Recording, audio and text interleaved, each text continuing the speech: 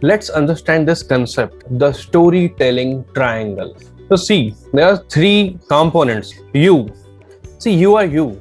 You are the expert of your life. You have experienced your life. Now the audience. Audience can be individual. Audience can be your friend. Audience can be a group of people. So audience is also expert of their life. They have experienced their life in their own way. You are not expert of their life. Remember this. And they are not expert of your life. बहुत simple सी बात है लेकिन बहुत important है बात की गहराई को समझने की कोशिश करना. Your audience have had the whole different range of life experiences. What you experience, maybe it can be similar or it can be different. So अब ऐसा केस हो गया कि आपका एक्सपीरियंस अलग है, आपका की ऑडियंस का एक्सपीरियंस अलग है, तब आप क्या करोगे? एक एग्जाम्पल लेते हैं. फॉर एग्जाम्पल, अगर आपको किसी एक बच्चे से बात करना है तो आप क्या करोगे?